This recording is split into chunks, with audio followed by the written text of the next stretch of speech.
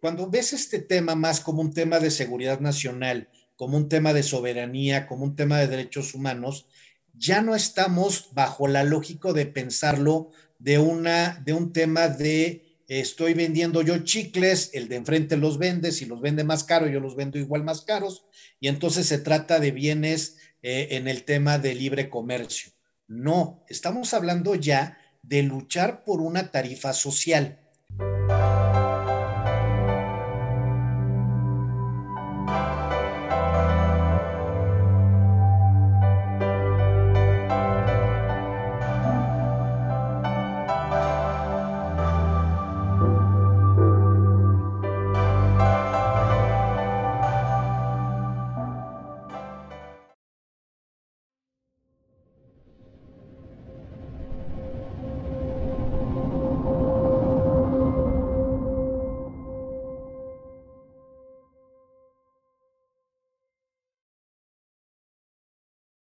Buenas noches, amigos de la Jornada de Oriente. Bienvenidos a una emisión más de Las Reporteras, este espacio dedicado para quienes día a día le llevamos la información a través de nuestro periódico La Jornada de Oriente, a través de nuestras plataformas en Internet, en Facebook, en YouTube y en Twitter.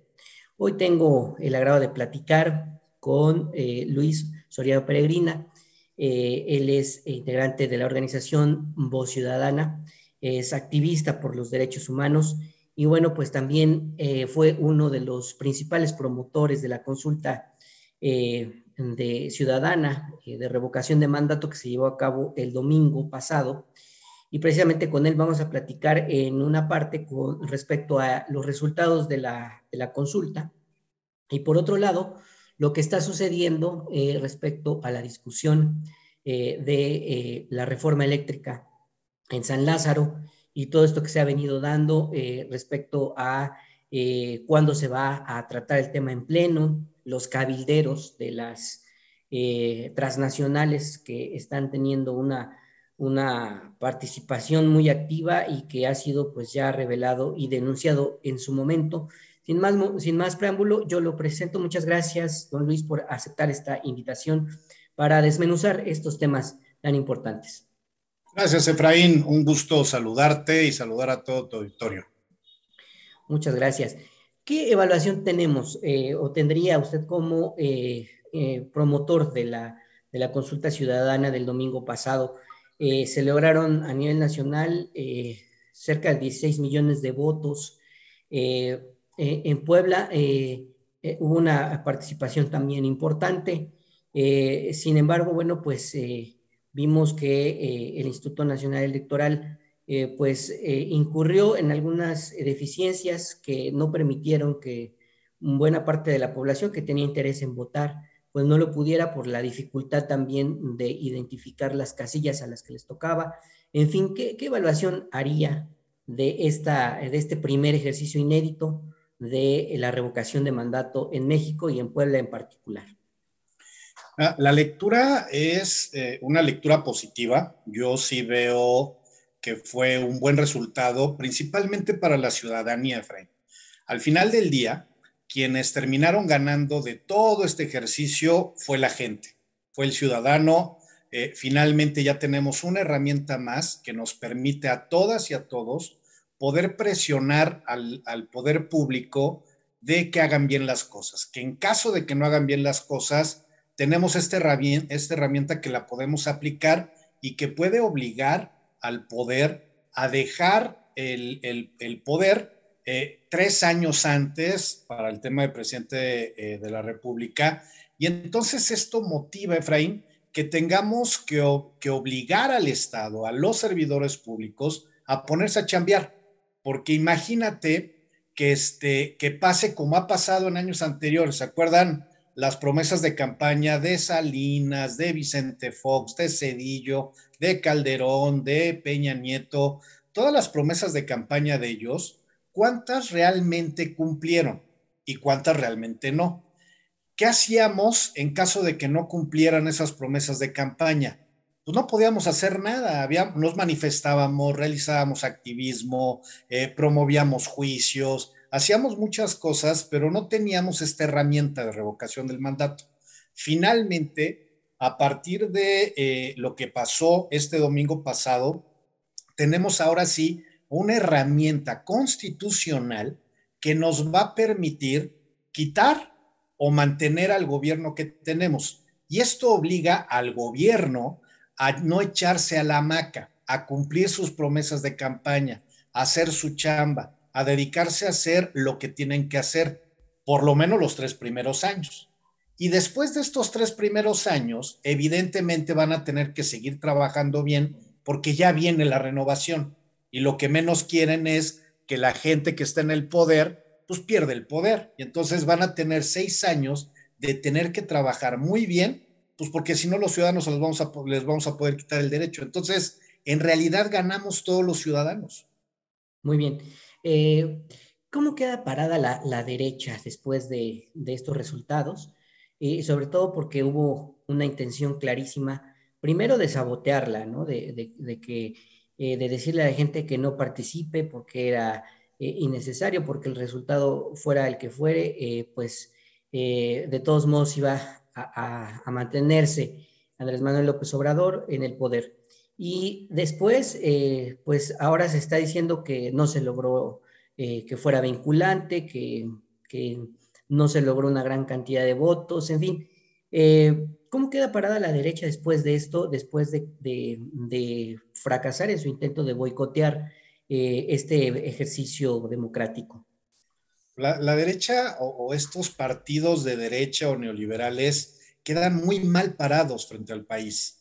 De por sí no tenían ya legitimidad, ya no se les veía como verdaderos representantes del pueblo, ni siquiera de sus sectores, y ahora con lo que sucede, se les ve menos representados, con menos fuerza, con menos fortaleza frente a los procesos electorales que puedan venir hacia adelante.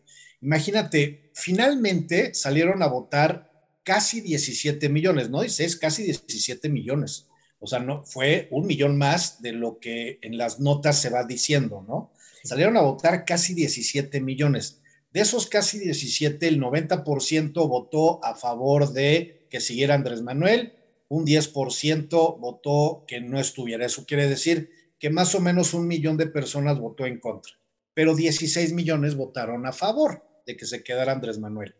Si ponemos en números equilibrados lo que está diciendo precisamente estos partidos de derecha, decir, es que ya perdió de 30 millones de votos que tenía Andrés Manuel, ya perdió la mitad, ahora solamente tiene 15 y entonces en 3 años no va a tener nada. A ver, si nos vamos a esa lógica, estos partidos de derecha tenían en sus votos, tenían más de 15 millones de votos juntando todos los partidos de oposición. Hoy sacaron 1 millón. Entonces, ¿quién perdió más? La mitad de votos que dicen que perdió Andrés Manuel o el 80% de votos que perdió la oposición. O sea, ¿quién realmente perdió más bajo esa lógica? Pero bueno, es pensar como ellos. Pero en realidad, lo que está diciendo la derecha es tratar de justificar su fracaso, porque fue un fracaso de las derechas en México.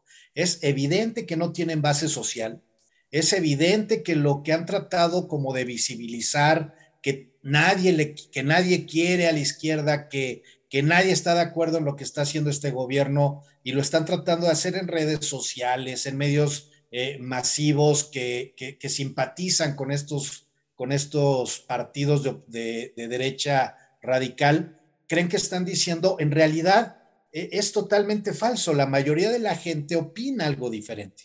Y eso fue el resultado. ¿Qué hubiera pasado, Efraín, si de repente hubiera alcanzado el 40% de la votación?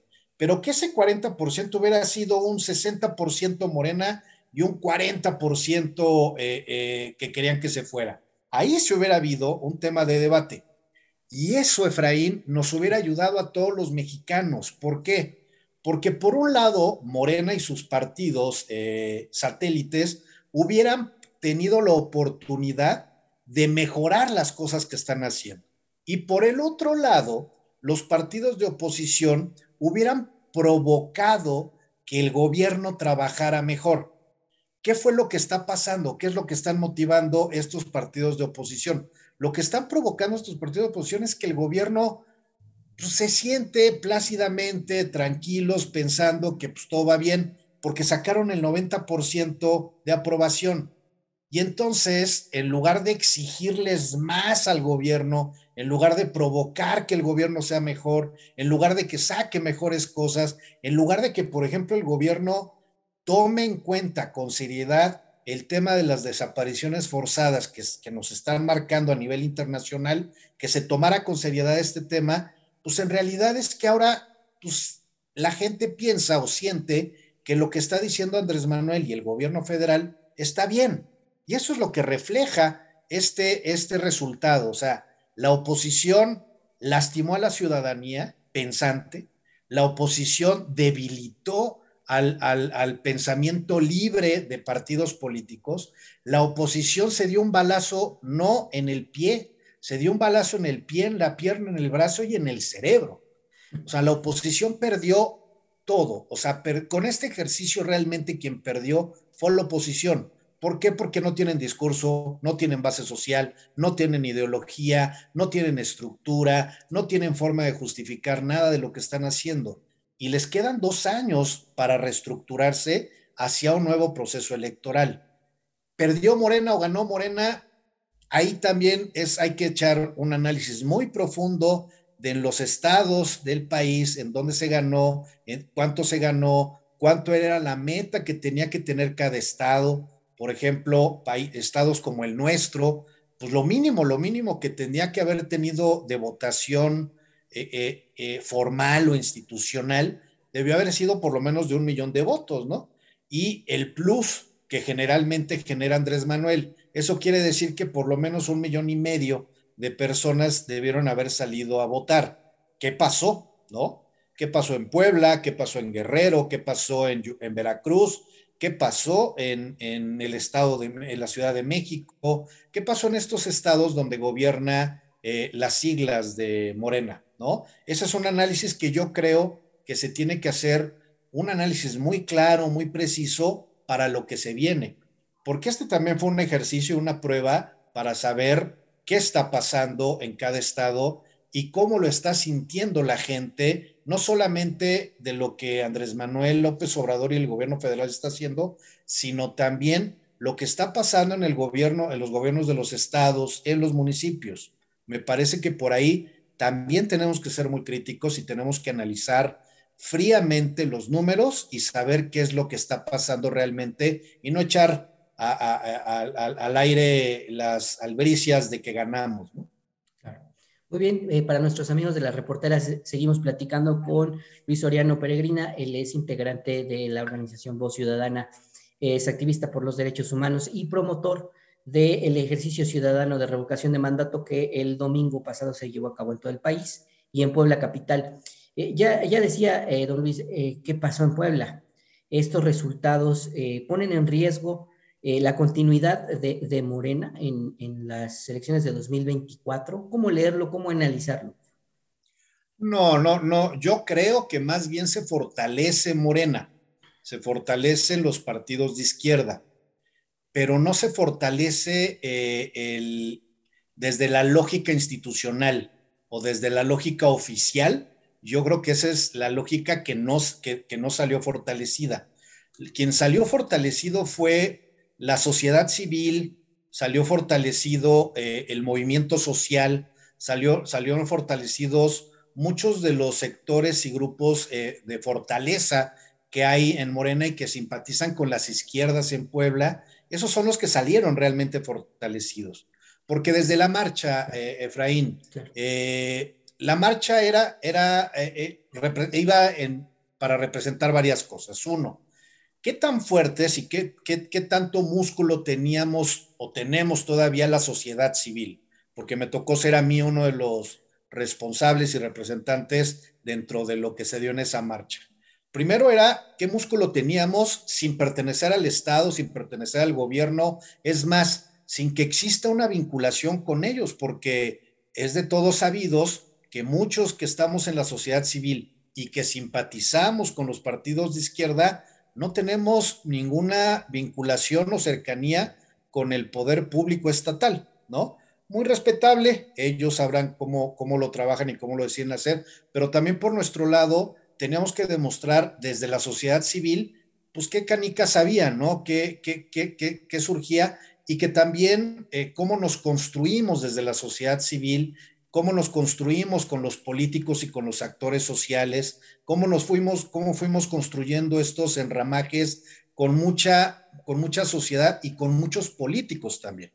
Y entonces eso sirvió, esa marcha sirvió primero para que aprendiéramos nosotros mismos a saber relacionarnos ya no solamente desde la sociedad civil, sino también con personas que son parte del poder, que no estábamos muchos acostumbrados a eso, y saber cohabitar o coexistir entre gente de que está en el poder y gentes que estamos en la sociedad civil. Fue lo primero que aprendimos o estuvimos aprendiendo o estamos aprendiendo a hacer. Segundo, ¿qué tanto músculo tenemos como organizaciones, como políticos, como sectores, como grupos, como equipos?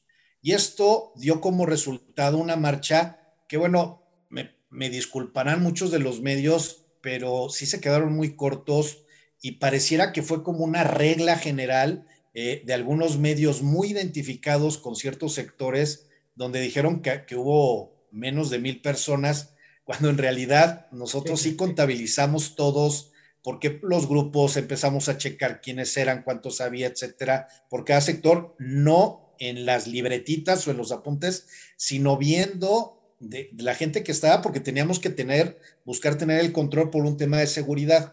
Y nuestros números fueron entre 3,000 y 3,500 personas.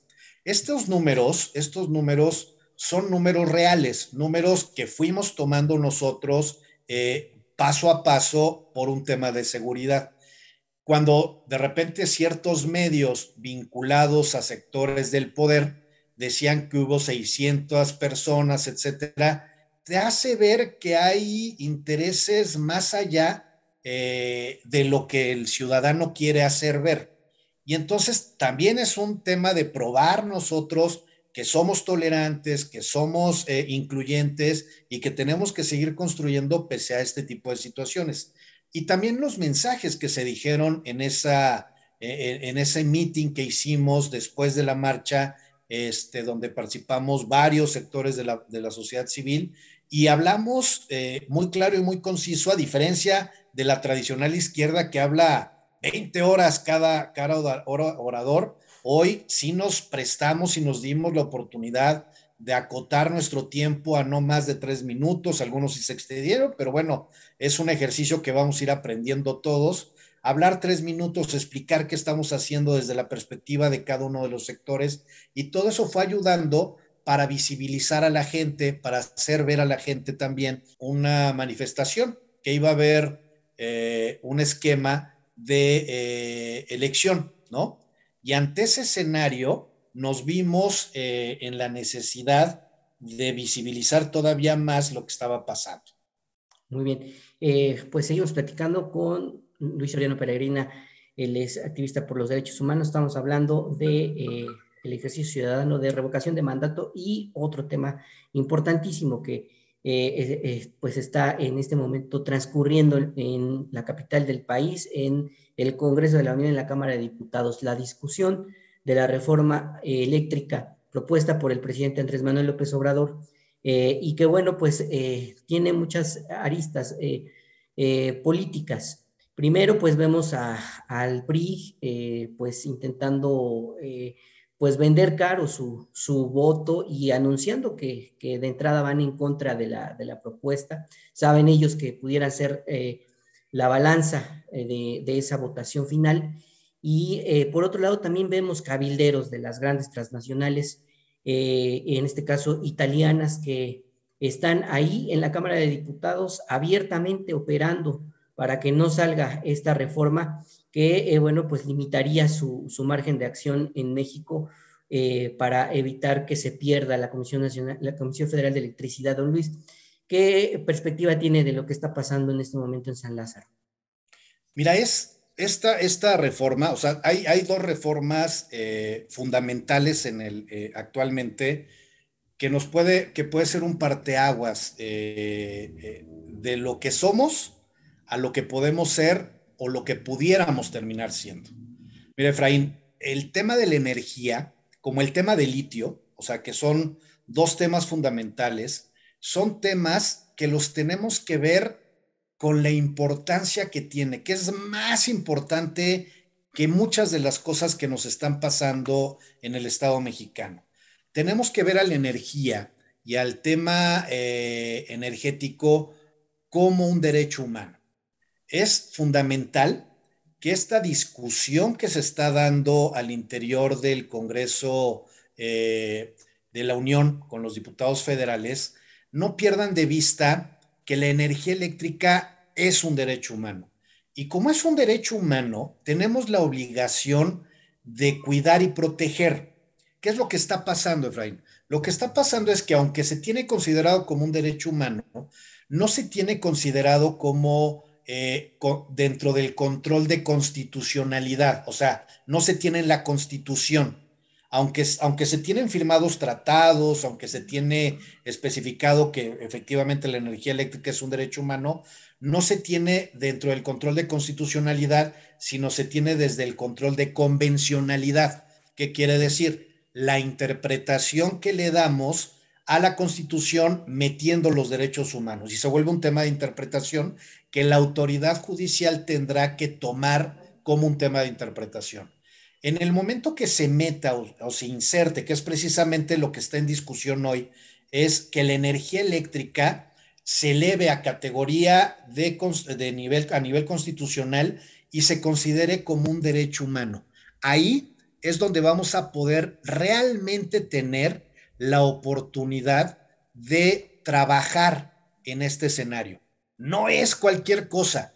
Esto es súper delicado.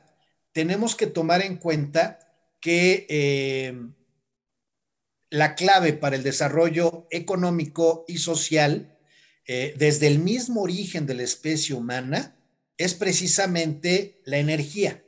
Y así como tenemos el derecho a la educación y a la salud, también tenemos el derecho a disponer de la energía eléctrica que nos va a poder satisfacer otros derechos fundamentales como la educación, como la salud, como el desarrollo, como el bienestar, etcétera, etcétera, etcétera. Y tenemos que llegar a eso.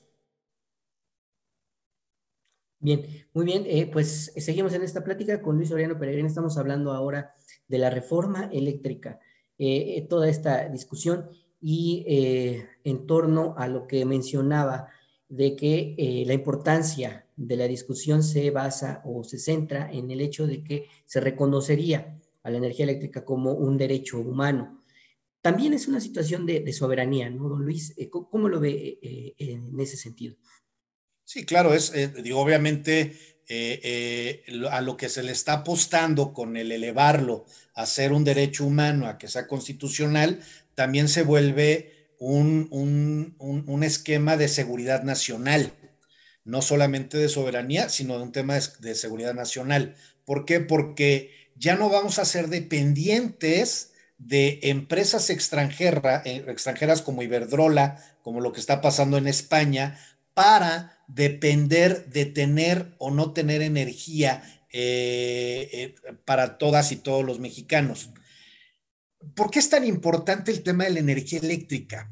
A ver, es una necesidad insustituible y forma parte de estos derechos humanos del tipo económico y social, o sea, es real, así tal cual. Pero no solamente eso, sino además tenemos la obligación y la necesidad de que la distribución sea buena, porque hoy tenemos una mala distribución del consumo de electricidad y eso también genera mayores ingresos para estas empresas privadas que están hoy en México y también genera mayores gastos para la sociedad.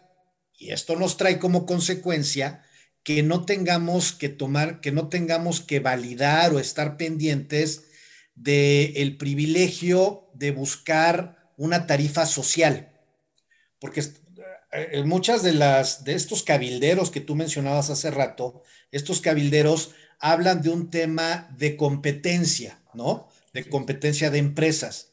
Cuando ves este tema más como un tema de seguridad nacional, como un tema de soberanía, como un tema de derechos humanos, ya no estamos bajo la lógica de pensarlo de un tema de estoy vendiendo yo chicles, el de enfrente los vende, si los vende más caro, yo los vendo igual más caros, y entonces se trata de bienes en el tema de libre comercio. No, estamos hablando ya de luchar por una tarifa social. Y eso precisamente es lo que representa la Comisión Federal de Electricidad. La Comisión Federal de Electricidad lo que provoca al ser una empresa pública es subsidiar este tipo de escenarios y con eso lograr una tarifa social. Esto motiva y obliga al Estado a tener que mantenerse en este parámetro porque como se vuelve un derecho humano, Efraín, Sí. tenemos la obligación como Estado de mantener las tarifas a una tarifa social. Y si nosotros tenemos el control de más del 50% de la energía, nosotros, hablo como mexicanos, tenemos el control de la energía eléctrica, vamos a poder mantener esta tarifa social. Si la minoría, que son las empresas privadas como Iberdrola, como la empresa esta del cabildero italiano, etcétera, siguen trabajando y siguen en un tema de desarrollo de desarrollo electrónico, cibernético, etcétera, para dar mejores servicios, eso beneficia a la gente.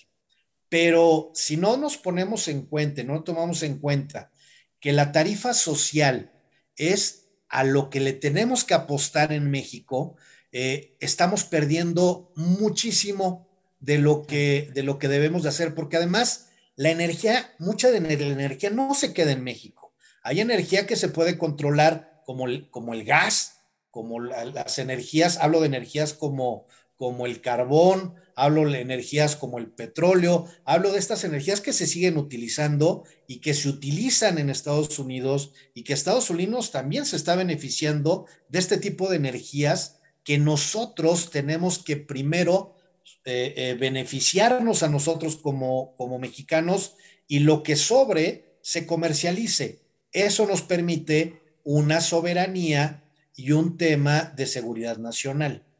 Muy bien. ¿Y qué pasa con el litio? Que también es sumamente importante, porque durante la discusión en la propia Cámara de Diputados, previo a lo que es la discusión directa de la reforma, en estos foros que se hicieron, se dijo en muchas ocasiones que no se sabía cuánta cantidad de litio había en México, que no se sabía la manera de extraerlo, que se necesitaba a fuerza de las empresas extranjeras para poder hacer uso del mismo. Sin embargo, apenas veía un reportaje de Rompeviento Televisión en donde hablaba precisamente de la cantidad de litio que hay, sobre todo en el norte del país, y que se tienen bien identificados y demás. Lo que echaría por tierra todo el argumento de quienes se oponen a la reforma. ¿Cómo ve el asunto del litio? Que también sería defendido en esta reforma y sería elevado al mismo nivel que el petróleo si es que se lleva a cabo. Sí, es fundamental. No puede ser, no podemos estar en la lógica de decir o aprueban esto y si no lo aprueban, entonces voy a meterme con esto. Los dos son temas fundamentales para México. El litio, por el tema de los celulares, de los aparatos electromagnéticos, etcétera, etcétera, es fundamental el litio para la permanencia y la subsistencia de estos aparatos porque eso es el instrumento o el material necesario para que funcionen estos aparatos. Y son aparatos que se utilizan en todo el mundo y los productores y consumidores lo requieren.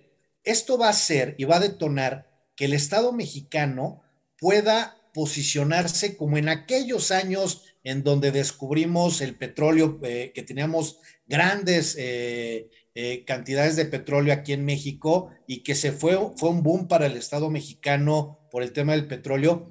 Eso es el litio. Y el litio lo tenemos que ver como igual como un tema de seguridad nacional.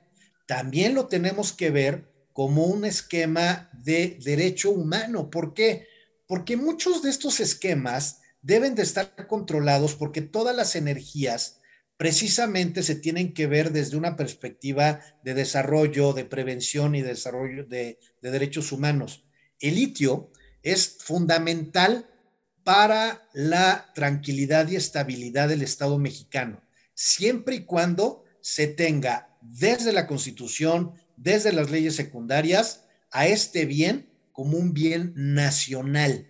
Si es un bien nacional, no va a pasar como en la plata que ya casi no tenemos y que mucha de la plata se está yendo a empresas canadienses, el oro y otros materiales preciosos que están yéndose a Canadá y que México no está teniendo ningún beneficio realmente de esto, como el petróleo que estaba pasando igual. El litio es el diamante en electrónicos más importante que pueda haber y México, se tiene entendido que México es el número uno que tiene este producto para poderlo hacer. Se tiene que establecer con claridad que el litio tiene que ser mexicano para los mexicanos y de beneficio de los mexicanos. Ya se podrá vender a los extranjeros, etcétera, pero tiene que ser un beneficio directo para el Estado mexicano. ¿Por qué? Porque esto también nos da estabilidad y es un tema de seguridad nacional. ¿Qué es lo que está pasando con muchos países de Europa o inclusive de mismo Rusia, China, países árabes, etcétera, con su materia prima que tienen? Esta materia prima que tienen les permite generar un contrapeso frente a estos gobiernos dictatoriales o imperialistas que pretenden someterlos a través de las armas, pero que es difícil poderlos someter cuando dependen de ellos económicamente y de materia prima para poder subsistir sus propios estados. Hablo no solamente de estos energéticos o el tema de energía, también estamos hablando del agua. México, como Centroamérica y Sudamérica, tenemos los mayores lugares en donde se tiene agua y los estados como Estados Unidos, como Europa, etcétera, pretenden quedarse con estos yacimientos de agua, como ya, los yacimientos de árboles, o sea, todo aquello que sea materia prima. Los países subdesarrollados, casualmente, somos los países que estamos en esta condición. Y si podemos tener la oportunidad de generar base social y base jurídica fuerte de lo que tenemos, podemos empezar a generar un equilibrio frente a estas potencias internacionales que nos están pretendiendo someter como nos han sometido desde hace muchos años. Muy bien, Luis.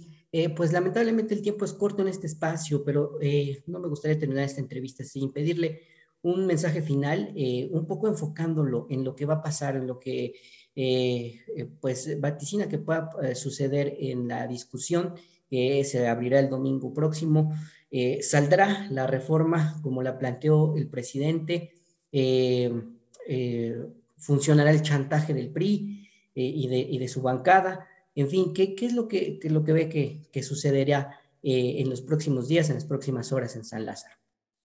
Probablemente la propuesta adición a la Constitución que mandó el presidente tal vez vaya a sufrir diversos cambios o ajustes precisamente para poder conseguir estos 57 votos que no tiene la alianza o la unión de las izquierdas en México y probablemente por ahí vayan a ir caminando hacia irla ajustando lo más posible para que la mayor cantidad de legisladores puedan sumarse a esta votación.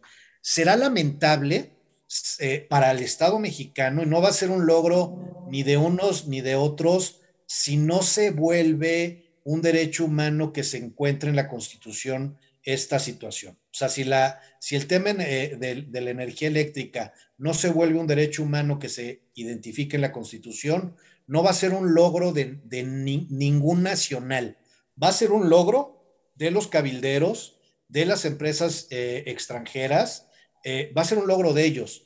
Si se mofan o se divierten con ese resultado, los partidos como Acción Nacional, el PRI, etcétera, ante ese resultado, les va a salir muy caro en estas elecciones que vienen y en las grandes elecciones que van a ser en el 24. Les va a salir muy caro ese tema. Si sale la reforma, seguramente la reforma va a ser con ciertos ajustes para poder salir adelante. Yo sí le estoy apostando a que sí se dé esta reforma y se ajuste la reforma al beneficio de todos y en contentillo de toda la gente y todas las fuerzas políticas. Mi apuesta es que se vuelva un derecho humano que se eleve a categoría de constitucional. Hacia eso estoy apostando. Nosotros en Voz Ciudadana estamos apostando hacia allá. Muy bien, pues muchas gracias, don Luis Soriano Peregrina, integrante de Voz Ciudadana, por participar de nueva cuenta. Ya es un invitado especial en nuestro espacio. Le agradezco infinitamente. Y a nuestro público de las reporteras que estuvo al pendiente de esta entrevista, nos escuchamos y nos vemos en la próxima emisión. Muchas gracias, buenas noches.